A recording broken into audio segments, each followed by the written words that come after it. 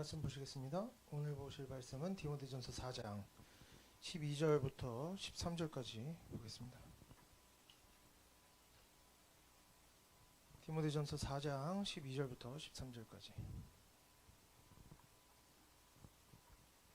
네, 함께 읽겠습니다. 누구든지 내 연소함을 없이 여기지 못하게 하고 오직 말과 행실과 사랑과 믿음과 정절에 있어서 믿는 자에게 본이 되어 내가 이를 때까지 읽는 것과 권하는 것과 가르치는 것에 전념하라. 이렇게 봅니다. 아멘. 12절 앞부분부터 보겠습니다. 뭐라고 나와요? 누구든지 내 연소함을 없이 여기지 못하게 하고, 사도 바울은 디모데에게 얘기하는 거죠. 사도 바울이 지금 디모데에게 얘기하는 겁니다. 그리고 디모데뿐만 아니라 이제 에베소 교회 사람들에게도 보라고 편지를 쓴 거죠. 사도 바울은 디모데에게 그래서 뭐라고 합니까? 성도들이 그의 연소함, 즉 나이가 어린 것을 없이 여기지 못하게 하라고 말합니다. 여러분, 나이가 어려서 없이 여김을 당한 적이 있나요? 아니면 어린 사람이라고 이렇게 막 함부로 대한 적 있나요? 다 뭡니까? 하나님께서 금하신 일이다. 뭐 근데 이게 중요한 거 아니고, 마태복음 18장을 보면 뭐라고 나옵니까? 예수님께서도 어린아이들을 없이 여기지 말라, 이런 말씀을 하셨습니다. 이런 걸 보면 어떻다? 뭐 지금도 이런 일들이 많이 있지만 아마도 당시에도 어땠다는 거예요? 나이가 어린 사람을 없이 여기는 태도가 흔히 있었다라는 것을 우리가 확인할 수 있는 거죠. 뭐 지금도 얼마든지 있을 수 있고요. 어쨌든 본문에서 이런 이야기를 꺼내는 것은 또 이유가 있습니다. 예수님께서 이야기하셨을 때는 그런 것이 죄다, 어린아이들을 없이 여기지 말라, 이렇게 얘기하신 것이지만 오늘은 또 이유가 있어요. 특별히 뭐 에베소 교회에서 이런 일들이 문제가 되었기도 하고, 어땠다는 거예요? 에베소 교회에서 성도들이 특히 어떻게 디모데에 대해서 나이가 어리다는 이유로 좋지 못한 태도로, 우습게 알고 없이 여기는 태도로 대하는 모습들이 있었기 때문이죠. 그래서 사도 바울이 디모데에게 뭐라고 하는 거니까, 편지에 너의 나이 어림을 없이 여기지 못하게 하라, 편지를 쓴 겁니다. 그리고 뭐라고? 성도들도 봐라, 이 편지를 봐라. 그래서 이런 문제를 해결하는 데 도움을 주려고 했던 거죠. 그리고 어쩌면 또 이런 게 있습니다. 디모데는 성도들에게 가르치는 입장이요, 권면하는 입장입니다. 그런데 이런 건 권면하기가 쉬워요. 성도 간에 싸우거나, 성도 간에 마음을 상하게 하고 서로 간에 괴롭히거나 서로 간에 피해를 주는 일들에 대해서는 권면하기가 쉽습니다. 나랑 상관없는 일에 대해서는 권면하기 쉬워요. 너 그렇게 하지 마라, 이 사람이 괴로워한다, 이런 것들 할 수가 있지만, 디모데가 뭡니까? 자신이 당하는 일에 대해서는 권면하기가 어때요? 나한테 그렇게 하지 마라, 어렵죠. 조금 더 어렵습니다. 자신이 모욕을 당하고 자신이 무례한 취급을 당하는 일들에 대해서는 어떻게 하는 겁니까? 아무래도 조금 더 참고 넘어가려고 할 겁니다. 문제가 되어도 조금 내가 참아야지, 내가 용서해야지, 넘어가야지 하고 생각할 경우가 더 많겠죠. 그리고 꼭 업신여김에 대한 문제가 아니더라도 뭐 우리가 다 그렇습니다. 다 그렇지 않나요? 다른 사람들이 부당한 대우를 당하는 것에 대해서는 뭐 관심이 없을 수는 있지만, 관심이 있다면 힘있게 변호를 해줄 수 있습니다. 저 사람한테 저렇게 하지 마라, 저 사람한테 뭐 어린아이에게 나쁘게 하지 마라, 이렇게 얘기할 수 있지만 내가 당할 때에는 이야기하기가 쉽지 않죠. 너 나한테 그렇게 하면 안 된다. 뭔가 이게 타인을 향한 사랑이 아니라 뭔가 이기적으로 보일 수도 있잖아요. 좀 실수하면 실제로 그렇게 되기도 하고. 그래서 이런 이야기를 하기가 조금 더 어렵습니다. 그리스도인이라면 더 그렇겠죠. 이제 믿음이 없고 하나님 말씀대로 살려는 노력이 없으면 나에 대한 불만을 더 쉽게 얘기하겠죠. 다른 사람한테 맡겨도 되는데 나한테는 그러면 안 돼, 이렇게 할 수 있겠지만, 하나님을 믿으면 믿을수록 어때요? 다른 사람 용서해줘야 되는데, 내가 참아야 되는데 하니까 나에 대해서는 이야기하기가 어렵고, 다른 사람들의 어떤 고통당하는 것에 대해서는 도와주기가 더 쉬운 겁니다. 그러니까 디모데는 어쩌면 알면서도, 내가 나이가 어리다고 없이 여기는구나 알면서도 참고 있었을 가능성도 많이 있습니다.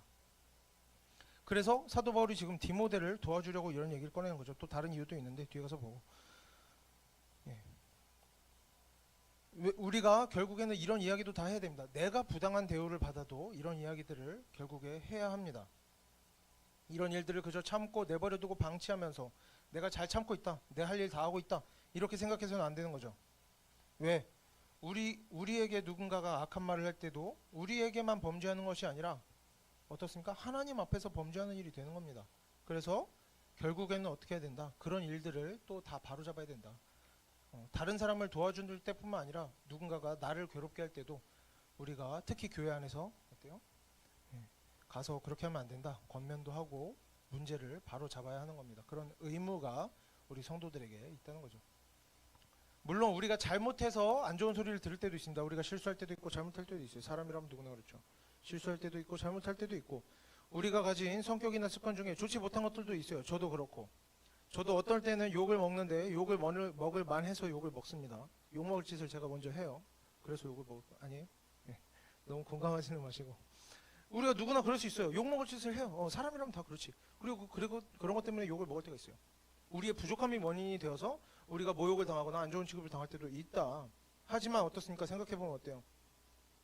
우리가 혹은 다른 누구나가 실수했다고 해서 뭔가 잘못이 있다고 해서 그 사람이 꼭 모욕을 당해야 되는 무례한 취급을 당해야 될 이유는 없다는 겁니다. 그러면 안 되겠죠, 사실은. 잘못을 바로잡아주는 일은 중요하지만 그것이 모욕하고 무례한 태도로 대하고 이런 일을 통해 이루어지려고 해서는 안 된다. 그것은 죄를 더할 뿐인 것입니다. 누군가 교회 안에서 죄를 지었다고 생각을 해봅시다. 뭐 심한 죄로 뭐가 있을까요? 횡령을 했다고 해봅시다. 뭐 헌금을 횡령했어요. 그러면 절대 안 되지만 뭐 그런 일도 없지만요. 그 사람은 횡령을 했다고 해서 그 사람이 악한 말을 듣고 모욕을 당하고 이상한 취급을 받아야 한다는 것이 아닙니다. 그런 일이 있으면 안 되는 거예요. 아무리 죄를 졌어도 어떻게 돼야 돼요? 교회 공동체 안에서는 언제나 선한 말로 올바른 태도로 적당한 절차에 따라서 권면을 받고 교육을 받고 이러한 적당한 형식 안에서 하나님께서 기뻐하실 만한 모습 가운데 문제가 해결되어져야지 누군가가 범죄를 했다고 그것을 처벌한다는 명분으로 개인적인 보복을 하고 무례한 태도로 대하고 모욕을 하고 막 욕하고 분노하고 소리 지르고 이런 일로 문제가 해결되려고 해서는 안 된다. 그것은 다 뭡니까? 다 범죄하는 일인 겁니다. 똑같이 범죄하는 일이에요. 돈을 훔친 사람이나 돈을 훔친 사람을 괴롭히는 사람이나 똑같은 겁니다. 차이가 있다고 생각해서는 안 되는 겁니다. 그리고 우리가 다른 사람을 벌할 때도 어때요? 우리가 당할 때도 그런 것을 당하면 안 되겠지만 우리가 다른 사람에 대해서도 어떤 이유로든지 무례하고 모욕적인 태도로 대해서는 안 된다. 저 사람이 나를 모욕했습니까? 여러분? 모욕하는 것 말고는 뭐랄까 해결 방법이 없다라고 느껴지면 그냥 참으시는 게 낫습니다. 사실 다른 방법을 찾아봐야겠지만 우리가 기분이 나빠서 뭐 열받아서 분노해서 나에게 나쁘게 했다는 이유로 그 사람에게 분노를 쏟아내고 모욕을 하고 이런 일이 있으면 안 되겠다. 그건 그냥 하나님 앞에 범죄하는 겁니다. 문제를 해결하는 게 아니라 어떻게 해야 된다? 우리가 좋은 말로 온유함으로 권면을 해야 되고 여러 번 권면했어요. 좋은 말로 얘기했어. 근데 듣지 않아. 그럼 어떻게 됩니까? 여러 번 얘기했었죠? 거리를 두고 피해야 됩니다. 도망가야 되는 거예요. 제가 저기 멀리서 나타나면 도망가는 겁니다. 여러분. 말을 했는데도 듣지 않으면 그렇게 해라. 여러 번 얘기했었죠? 피해라. 내가 죄를 짓느니 피하고 도망다니는 것이 낫다. 범죄하는 사람들을 물론 방치하고 내버려두고 참고 용서하기만 하라는 게 아닙니다. 그거는 문제가 되는 것이죠. 방치하고 내버려두는 것은 참기만 하는 것은 하나님의 일꾼으로서 자신의 할 일을 하지 않는 겁니다. 그것조차도 일종의 죄가 될 수 있겠죠. 권면을 하지 않고 아무 조치도 하지 않고 그저 범죄하는 것을 보면서 참기만 하는 것. 죄가 될 수 있는 겁니다. 또 하나님의 말씀을 보면 뭐라고 합니까? 그럼 어떻게 해야 되느냐? 가만히 내버려두면 안 된다. 그럼 어떻게 해야 되느냐? 범죄하는 사람에게는 두세 번 권면을 해야 된다. 그런데도 듣지 않으면 그때부터 뭡니까? 그 사람은 더 이상 우리의 소관이 아닌 겁니다. 그 사람에 대해서 신경 쓸 필요도 없고 책임감을 느낄 필요가 없다라고 여겨도 되겠습니다.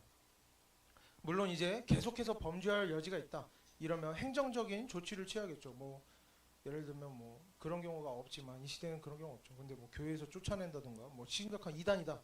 이단인데 자꾸 막 이단적인 교리를 퍼뜨린다. 교회에서 쫓아내겠죠. 이런 사람들은 권면을 해도 듣지 않으면. 그래도 어떤 것들이 있습니까? 또 우리가 권면을 하지 않았지만 권면을 시작하기도 어려운 경우가 있어요. 직장 상사 이러면 어때요? 어렵죠. 어떤 우리가 사회적 지위나 나이 차이 같은 것으로 차마 권면하는 일을 시도조차 하기가 어려운 경우가 있습니다. 저 사람이 잘못하고 있는 것을 아는데도 권면하기 어려운 경우가 있는데 그 경우에 뭐 억지로 하나님의 말씀에 순종해야겠다 찾아가서 막 맞서 싸우라는 게 아닙니다. 그런 식으로 열매가 없을 줄 알면서도 그런 식으로 부딪힐 것이 아니라 모든 게 우리의 소관, 우리의 책임은 아니라는 거죠. 내가 할 수 없는 일들에 대해서는 우리가 나에게 책임이 없다라고 판단하고 거리를 두고 멀리하면 되는 겁니다. 시도해보지 않았어도 그런 일들도 있다. 그렇게 해야 되는 일들도 있다. 다만 다만 뭡니까? 어디까지가 내가 노력해야 되는가? 어디까지가 내 책임이 아닌가? 내가 할 필요가 없는 일인가? 이것은 우리 마음대로 판단하는 것이 아닙니다. 만만한 사람이면 가서 얘기하고, 조금 어렵고 불편하고 싫으면 얘기 안 하고, 이런 것이 아닙니다. 뭐 내가 미우면 또 가서 건면하고, 나랑 사이가 좋으면 건면 안 하고, 이런 식의 판단이 올바른 판단이 아니라는 거죠. 내 마음 편한 대로 판단하는 것이 아니라 기준이 뭐가 돼야 됩니까?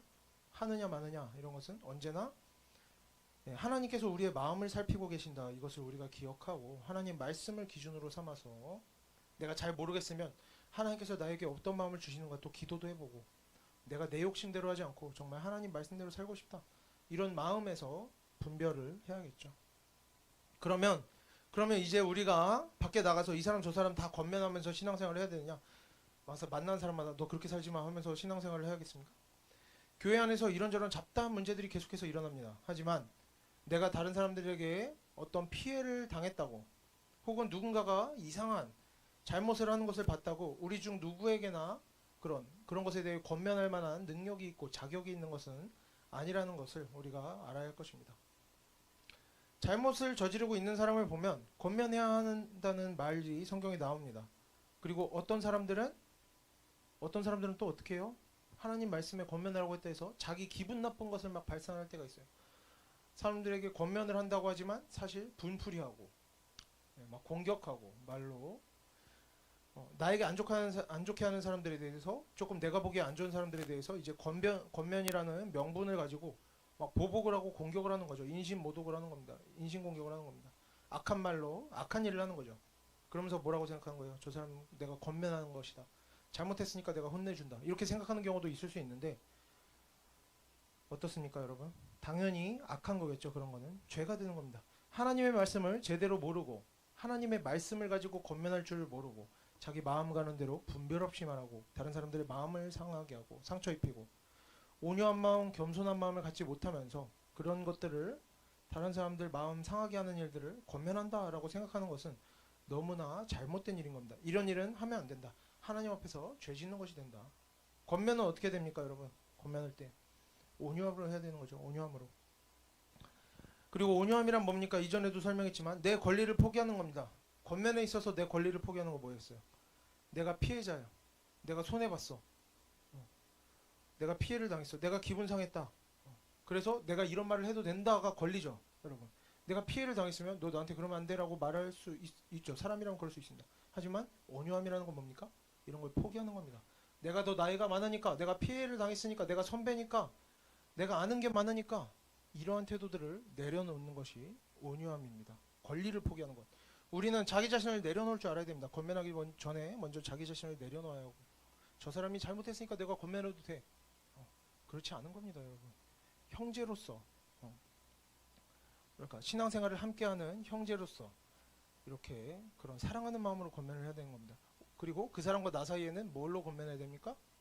오직 하나님의 말씀으로 권면을 해야 되는 것이죠. 자기 자신을 내려놓는 마음이 있어야 되고 하나님의 말씀으로 권면을 해야 된다. 그리고 그렇게 하나님의 말씀이 사람의 생각과 욕심 때문에 왜곡되어지지 않고 깨끗하게 올바르게 전하여질 때, 그런 하나님의 말씀에서 힘과 능력이 나타나는 겁니다. 듣는 사람이 변화되어지는 겁니다. 듣는 사람과 말하는 사람의 인생에서 하나님의 역사심이 나타나게 되는 것이죠. 근데 하나님의 말씀이 없다. 하나님의 말씀을 알지도 못한다. 막 사람의 말로 너 그렇게 살지 마. 막 이렇게 공격적인 말로 쟤 한번 찔림 받게 해야겠다. 막 이렇게 해서 말을 세게 해서 권면하고, 여러분 그런 거는 죄 짓는 겁니다. 그리고 그런 거에는 하나님의 역사심이 나타나기도 어렵겠죠. 그래서 우리가 하나님의 말씀을 충분히 알고 하나님의 말씀대로 살아가는 훈련을 먼저 해야 되는 겁니다. 우리가 훈련이 되어져야 권면도 할 수 있는 것이죠. 그런데 우리가 잘 준비되기 전에도 문제들은 찾아옵니다. 옆에서 막 이상한 사람들이 이상한 일들을 합니다. 그래서 누군가에게 권면이 필요하다 판단이 되는 경우들도 있을 수 있어요. 그럴 때 어떻게 되겠습니까? 내가 준비되지 않았는데 권면을 해야 돼요. 어떻게 합니까? 내가 직접 뭔가를 하다가 실수하고 죄짓고 서로 분노하게 되고 서로 마음 상하고 다투게 되고 갈라서게 되고 하나님 앞에 죄짓게 되기보다는 주변 사람들에게 부탁을 해야 되는 겁니다. 신앙적으로 성숙한 사람에게, 목회자나 다른 직분자분들에게 부탁을 하고, 그렇게 각자 자신이 해낼 수 있는 역할을 감당하려고 해야지, 내가 능력이 없는데도 하나님의 뜻이다 하면서 하려고 하면 안 되는 겁니다. 서로 각자 할 수 있는 일이 있고 할 수 없는 일이 있는 겁니다. 그래서 어떻게 해야 된다? 우리가 권면을 하든지 다른 사람들에게 부탁하든지 교회에서 서로 간에 마음 상하는 일이 없게 하고 다툼이 없게 하고 하나님 앞에 범죄함이 없게 하고 함께 언제나 함께 신앙생활을 이어나갈 수 있도록 해야 되는 것입니다. 예. 그리고 이제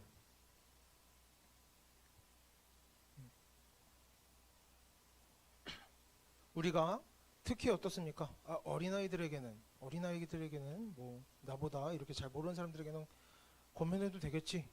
그런데 성경에서 뭐라 그럽니까?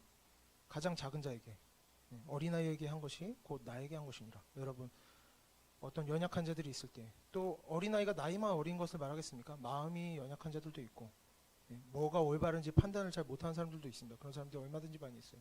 여러분, 권면을 할 때, 뭔가를 가르칠 때에는 조심해야 되는 겁니다. 하나님 말씀에 따라서 모욕적인 말 하지 않고 무례한 말 하지 않고 정말 하나님의 말씀에 따라서 권면을 할 수 있도록 이렇게 애써야겠죠. 그리고 뒷부분으로 이제 넘어가 보겠습니다. 12절 뒷부분을 이어서 보도록 하겠습니다. 오직 이렇게 나옵니다. 오직 말과 행실과 사랑과 믿음과 정절에 있어서 믿는 자에게 본이 되어. 여기서 먼저 말과 행실과 이렇게 나오는데, 여기서 말과 행실은 뭐 교회에서 나와서만 하는 것들을 얘기하는 게 아닙니다. 설교하고 뭐 성경 공부할 때 가르치는 내용들이나 그런 말할 때의 내용들이나 뭐 교회 일을 하는 행실, 봉사하는 행실 이런 것만 얘기하는 게 아니라 일상적인 것, 평소에 하는 모든 말과 행동을 다 포함하는 이야기입니다. 하나님께서는 우리가 신앙생활만 잘하기를 바라는 것이 아니라 모든 일상에서의 말과 행동에 있어서 바른 모습으로 살아가기를 요구하시고, 성경은 언제나 그런 일상에 대해서 우리에게 교훈합니다. 여러분은 어떻습니까? 여러분 말과 행실에서 본이 되십니까? 여러분 일주일에 어떻게 살아오셨습니까? 특히 우리의 말과 행실의 본질은 언제 드러납니까? 우리가 화날 때, 기분 나쁠 때, 누가 나한테 좋지 않은 태도로 대했을 때 우리의 본질이 드러나는 겁니다. 우리가 내 자신을 돌아봐야겠죠. 나의 말과 행실이 어떤가? 본이 되는가? 그리고 본문에서 뭐라고 합니까? 정절이라고 나옵니다. 정절은 뭡니까? 정절은 죄나 음행이나 부정 같은 것들로부터의 순수함, 정결함, 깨끗함을 의미합니다. 정절에 있어서 본이 된다라는 것은 뭡니까? 모든 악한 것을 멀리하는 겁니다. 악한 문화들, 그런 것들을 멀리하는 태도를 주변에 나타내 보임으로써 모범이 되는 것을 말한다고 볼 수가 있겠습니다. 뭐 어떤 것들을 내가 할 수 있어도 어떻습니까? 모범이 되기 위해서 아예 하지 않는 거죠. 성경에서 술 마시면 지옥 간다라고 하지 않습니다. 하지만 내가 신앙의 모범이 되겠다 하면 어때요? 평생 술을 먹지 않을 수도 있어야 되는 겁니다. 바울은 뭐라 그랬어요? 다른 사람에게 본을 보이기 위해서 어떻게 해야겠다? 필요하다면 내가 평생 고기를 먹지 않겠다. 이런 얘기까지 합니다. 그럴 수 있어야 되는 겁니다. 디모데는 본을 보여야 되는데, 왜 본을 보여야 됩니까? 특히 본을 보여야 됩니다. 왜? 가르치는 자이기 때문에. 다른 사람이 뭔가 문제를 일으키는 것 같다, 좋지 못한 모습이 보인다, 잘못된 것이 보인다, 그래서 내가 뭔가를 가르치고 싶습니다. 바로잡고 싶어요. 권면하고 싶어요. 다른 사람들에게 스승으로서, 안내자로서 뭔가를 조언하고 싶고 가르치고 싶고 바로잡아주고 싶다, 복음을 전하고 싶다. 그러려면 어떻게 되는 겁니까? 좋은 말로 가르치려고 하기 이전에 그거보다 더 중요한 게 뭡니까? 내가 온유함으로 좋은 말로 가르치기 이전에 더 중요한 것, 내가 삶의 모범을 먼저 보여야 되는 것입니다. 그리고 하나님께서도 사람에게, 특히 목회자에게 뭐 성도들의 신앙을 지도하고 성경을 가르치는 자격을 주시며 하나님의 일을 맡기실 때에는 일종의 은사로서 어느 정도 모범적인 삶을 살아갈 수 있도록 은혜를 베풀어 주실 것이라고 믿습니다. 예를 들면 그렇다는 거죠. 뭐 저도 지금은 별로 모범이 되지 않지만 이제 차차 또 더 나이를 먹어가면서는 조금 모범이 되는 모습으로 살아갈 수 있게 되지 않을까. 하나님 말씀대로 살려고 노력한다면요. 그리고 여러분도 어때요? 누군가를 권면하고 누군가가 문제가 보이고 바로잡고 싶습니까? 여러분의 삶이 모범이 되어야 됩니다. 본받을 만한 삶을 살아가고 있어야 돼요. 그래야 권면을 할 수가 있는 겁니다. 그래야 그 권면의 말에 힘이 있고 능력이 있는 겁니다. 가르치는 자가 모범을 보여야 한다는 건 당연한 일이죠. 왜 그렇겠어요? 모범을 보이지 못하면 어때요? 너나 그렇게 살아, 뭐 그러겠죠. 너나 잘 살아라, 그러겠죠. 우리가 사는 모양으로 엉망으로 살면서 평소에 말과 행실이 가볍게 하면서 무례하게 하면서 다른 사람들을 모욕하면서 다른 사람들에게 하나님을 믿어라, 교회에 나와라, 선을 행해라, 죄를 짓지 마라, 이렇게 살아라, 저렇게 살아라, 아무리 그럴듯하고 의미 있어 보이고 좋아 보이는 말들을 막 성경 인용해 가면서 늘어놔봐야 그런 교만들은 아무런 힘도 없고 능력도 없고 변화도 만들어내지 못하고 귀담아 듣지 않는 말들이 되는 겁니다. 여기서 뭐 어떤 것들이 나오겠어요? 예, 다툼과 분노가 나오는 겁니다. 그래서 우리가 먼저 스스로 모범이 되는 삶을 살아낸 후에 우리의 말과 행실과 마음과 생각을 바로잡고 고쳐나간 후에 그런 노력이 있은 후에 물론 완전해질 수 없겠지만요. 적어도 다른 사람들이 보기에 정말 많이 노력하는구나, 잘 살아가는구나 그런 노력이 있은 후에 우리가 모범이 되는 인생을 살아낸 후에 그 다음으로 주변 사람들의 잘못된 태도를 권면하거나 어떤 지도를 하는 일이 이루어져야 그때 우리의 수고가 헛된 일이 되지 않는 겁니다. 범죄하는 일이 되지 않고 그 수고에 열매가 있는 것이죠. 반대의 경우도 마찬가지입니다. 우리가 권면을 들을 때도 생각해볼 문제죠. 권면을 들을 때 어떻겠어요? 우리가 다른 사람들에게서 어떤 것을 듣고 배울 때에는 그 사람의 말만 듣고 생각하는 것이 아니라 그 사람의 일상에서의 모든 말과 행동들, 그 사람의 인생까지 함께 살펴봐야 되는 겁니다. 저 사람의 가르침이 옳으냐? 그것은 그 사람의 삶을 봐야 됩니다.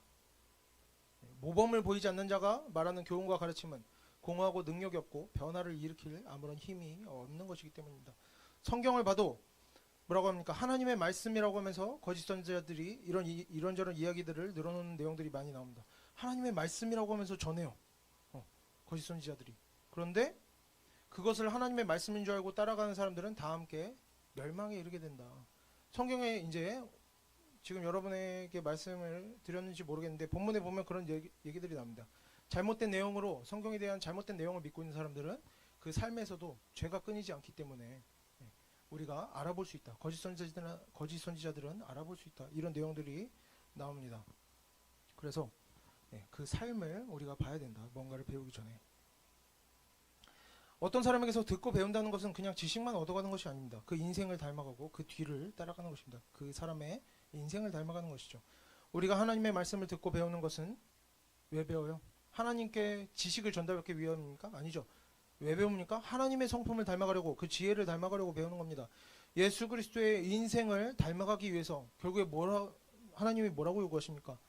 십자가의 삶을 살아내기 위해서 우리가 하나님의 말씀을 듣고 배우는 겁니다.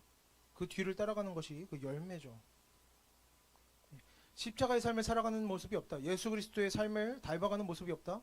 열매가 없는 겁니다. 열매가 없는 신앙이죠. 마찬가지로 우리가 다른 누군가에게서도 뭔가 권면을 듣고 뭔가 계속해서 듣고 배우는 것은 지식을 습득하는 일만이 아니라 그 사람의 모범을 따르고 그 사람의 인생을 닮아가는 일이기도 하다라는 겁니다. 그래서 우리는 신앙생활에 필요한 모든 지식들이 그것을 가르치는 사람의 지식만이 아니라 그것을 가르치는 사람의 성품과 그 인생과도 밀접한 관련이 있다는 것을 기억할 필요가 있다는 겁니다. 성경을 가르치는 자의 지식만 중요한 것이 아니라 그 인품도 매우 중요하다는 사실에 언제나 주의를 기울여야 할 것입니다. 그래서 사실 이런 이유로 인터넷으로 듣고 배우는 내용들이나 우리가 인터넷으로도 막 듣고 이렇게 습득을 하죠. 인터넷으로 듣고 배우는 내용들이나 분별 없이 읽어지는 신앙서적과 인터넷 글귀들, 여러 가지 신앙 관련된 동영상들, 이런 것들에는 많은 한계가 있다는 겁니다. 있을 수밖에 없죠. 이런저런 설교와 성경 해석과 교훈을 듣게 되면 우리는 인터넷을 통해 성경을 이야기하는 사람들이 어떤 인생을 살았는지 모르면서 그 사람의 영향을 받고 그 인생까지 닮아가게 되는 겁니다. 보지 않아도 닮아가는 겁니다. 그래서 우리가 같은 지식을 가지면 같은 삶을 살게 되는 것이죠.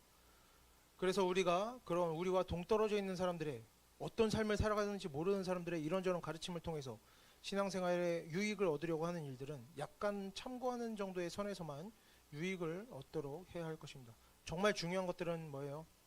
정말 중요한 내용들은 우리가 이렇게 한 공간에서 함께 신앙생활을 하면서 귀로만 듣는 것이 아니라 눈으로 보고 서로 대화를 나누고 함께 시간을 보내면서 서로의 삶을 확인하고 배우는 내용과 또 비교해 보면서 그렇게 우리가 서로 교제하는 가운데에 하나님의 말씀을 듣고 배우고 익혀야 한다는 겁니다. 그럴 때 우리의 인생이 하나님께서 기뻐하실 만한 모양으로 올바른 방향으로 나아갈 수 있게 되는 것입니다. 그래서 우리는 언제나 우리 스스로도 모범을 보여야겠지만 배울 때에도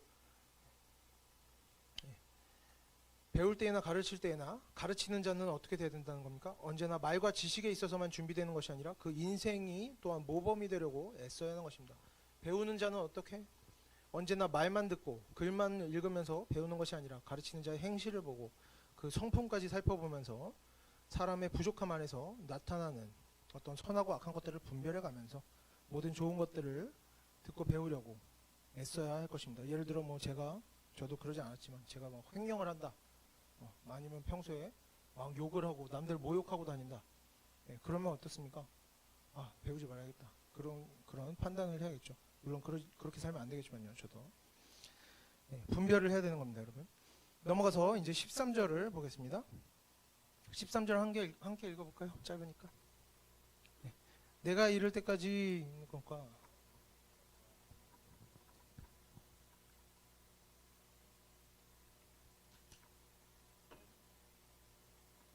13절은 12절과 연결시켜 볼 수 있겠습니다. 왜 디모데는 성도들이 자신을 업신여기지 못하게 해야 하는가? 사도 바울이 명령합니다. 디모데에게. 너는 이제 성도들이 너를 업신여기지 못하게 해라. 왜 그래야 됩니까?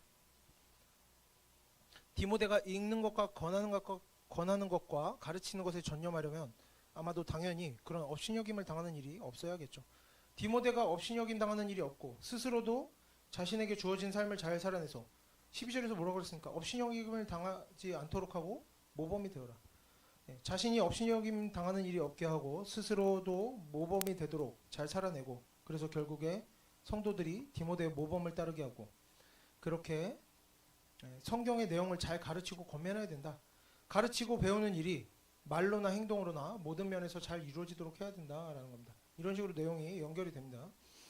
그렇기 때문에 디모데나 가르치는 사람, 나에게 어떤 신앙적인 것들을 가르치는 사람을 업신여기지 않는다라는 것은 어떤 의미입니까 지금?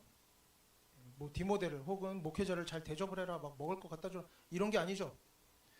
물론 이런 것들이 헛된 거라는 건 아닙니다. 서로 간에 성도들, 목회자 성도 간에도 그렇지만 성도들 간에도 먹을 걸 챙겨주고 선물을 주고 인사를 잘하고, 이런 것도 쓸데없고 문제가 되는 일이라는 게 아닙니다. 다 좋고 의미가 있는 일입니다. 하지만 오늘 본문에서 업신여기지 못하도록 해라 라는 것은 그런 얘기가 아니라는 거죠. 잘 대접을 해라 이런 얘기가 아닙니다. 하나님께서 성도들에게 바라시는 것은 선물하고 챙겨주고 이러라, 먹을 거 줘라, 이런 게 아니라, 지금 얘기하는 건 뭡니까? 주제가 가르침에 대해서 얘기합니다. 가르치고 배우는 일에 대해서 얘기하는 겁니다. 성경에 대한 가르침을 잘 가르치고 잘 듣고 배우는 것이 업신여김이 없는 관계에서 이루어지는 일들인 겁니다. 그래서 여기서 특히 뭡니까? 디모데도 목회자죠, 일종의. 그래서 목회자는 모범을 잘 보이면서 성도들을 잘 가르쳐야 되고, 성도들은 잘 분별하면서 잘 듣고 배우고, 이렇게 서로 잘 배우고 잘 가르치는 일이 이루어지도록 하는 것이 오늘 본문에서 말하는 서로 간에 업신여기지 않는 일이라는 겁니다. 그리고 이것이 바로 하나님께서 기뻐하시는 일이다, 교회 공동체 안에서 하나님께서 원하시는 일이다 라는 것을 기억하고, 우리가 언제나 이러한 가르치고 배우는 일이 교회 공동체 안에서 매우 중요한 일이라는 것을 좀 기억하고 알아둘 필요가 있어야 하겠습니다. 이렇게 가르치고 배우는 일이 방해되어서는 안 되고, 어떤 것에 이렇게 막혀서는 안 된다. 이런 것들을 뭔가 우리가 방해하거나 깨트리는 그런 일들을 해서는 안 된다는 겁니다. 그리고 또 한편으로는 디모데전서의 본문을 여기까지 내용을 정리해보면 이런 식으로 정리해볼 수 있겠습니다. 에베소 교회 안에서 문제가 되는 증상이 뭐였습니까? 앞에서 뭐라고 나왔었어요? 에베소 교회는 이단들에게 휘둘리고 있는 상태였습니다. 그리고 성경을 가르치고 배우는 내용에도 문제가 있었어요. 잘 알지도 못하는 것을 가르친다, 막 이런 내용들이 나왔었죠. 앞에 본문에 나왔습니다. 그러다 보니까 하나님의 말씀대로 제대로 살지도 못하고, 그래서 어떤 일들도 있었습니까? 사치 부리고, 가정이 분열하고, 가정을 버리고, 교회 지도자를 뭐라고 나옵니까? 오늘 본문에 업신여기고, 그리고 또 어떤 내용들이 나왔었습니까? 앞에서 교회 안에서 자격이 부족한 사람들이 직분을 맡게 되고, 이런 상태였습니다. 이런 문제들이 이제 앞부분에 나왔었고, 그래서 오늘 본문은 이런 겁니다. 이런 문제들을 어떻게 해결해야 되느냐? 어떻게 해결해야 됩니까? 사도 바울은 이렇게 진단을 내리는 겁니다. 디모데가 업신여김을 당하지 않아야 한다. 디모데가 충분히 존중받고, 그리고 그 스스로도 모범을 보여야 한다. 그래서 왜 이런 일들이 이루어져야 합니까? 읽는 것과 권하는 것과 가르치는 일이 효과적으로 이루어져야 하기 때문에 그만큼 가르치고 배우는 일이 중요하다는 거죠. 디모데가 어떻게 할 수 있어야 된다? 가르치는 일에 전념할 수 있어야 된다. 그래야 어떻게 된다는 겁니까? 이 문제들이 사라진다는 겁니다. 이 앞에서 나왔던 모든 문제들, 행실의 문제들, 교회에서의 이단의 문제들, 직분의 문제들, 이런 것들이 어떨 때 해결이 된다. 가르치고 배우는 일이 이렇게 확실하게 이루어질 때 이 문제들이 해결된다고 지금 사도 바울은 진단을 내리는 것이죠. 우리가 인생에 어떤 문제가 생기면 자꾸 다른 방법을 찾고 다른 내용으로 고민하고 할 때가 많습니다. 그런데 물론 모든 문제의 해답이 여기에만 있다고 생각하지는 않습니다. 가르치고 배우는 일에만 있다고 생각하지는 않지만 우리가 그래도 한 번씩은 생각해 볼 만하다는 거죠. 우리의 인생에 나타나는 여러 가지 문제들에 대해서 우리가 성경을 듣고 배우는 데 소홀하지는 않았는가. 내가 지금 하나님의 말씀을 제대로 배우고 있지 못하기 때문에 우리에게 이런 문제들이 나타나지 않는가. 잘못된 판단을 내리고 잘못된 말을 하고 그래서 관계가 깨지고 잘못된 일을 하게 되고 시간을 낭비하게 되고 이런 일들이 있지는 않은가. 그것이 나의 배움의 부족함에서 있지는 않는가. 내가 하나님의 말씀에 대한 지식이 부족해서 잘못된 결정을 내리고 실수하고 죄짓게 되고 하나님과 멀어지고 있지는 않은가. 우리가 이런 일들에 대해서 한 번쯤은 고민할 만한 가치가 있다는 겁니다. 왜? 지금 사도 바울은 에베소 교회의 모든 문제들에 대해서 너희가 가르치고 배우는 일이 제대로 되고 있지 않다. 이렇게 진단을 내렸기 때문이죠. 어쨌든 그래서 이런 내용, 읽는 것과 권하는 것과 가르치는 것이 잘 이루어져야 우리가 에베소 교회와 같은 상황에서 벗어날 수 있다는 겁니다. 어떤 상황?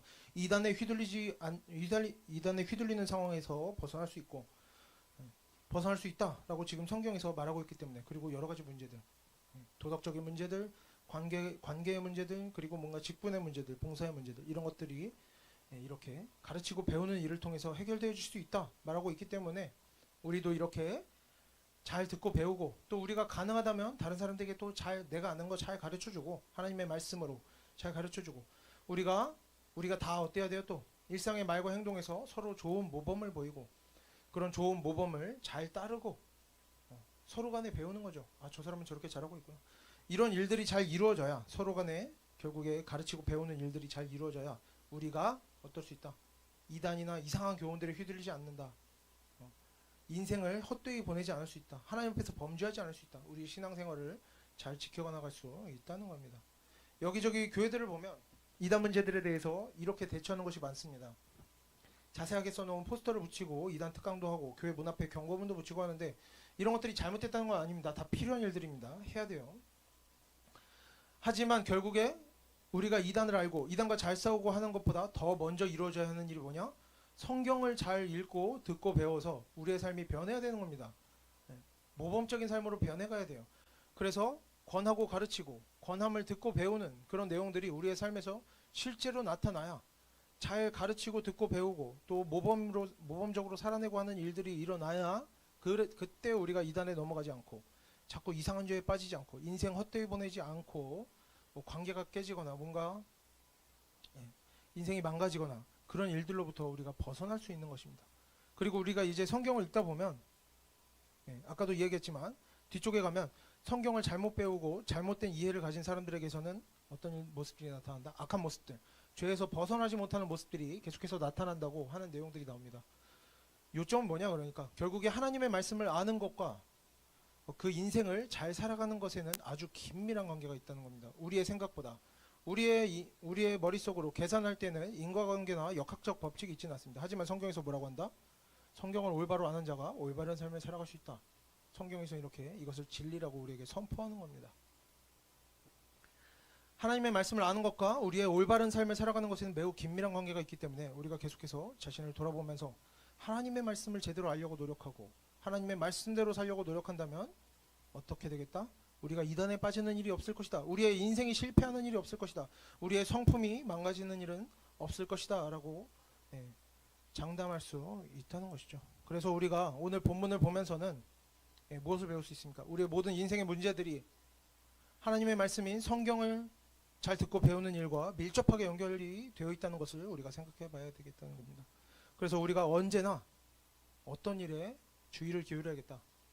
잘 듣고 배우기를 힘쓸 때 하나님의 말씀의 힘과 능력이 우리의 삶에 나타나기 시작할 것이다. 여러분이 하나님의 말씀을 듣고 배우면 여러분의 삶에 하나님의 능력이 나타나기 시작한다라는 것을 기억할 수 있었으면 좋겠습니다.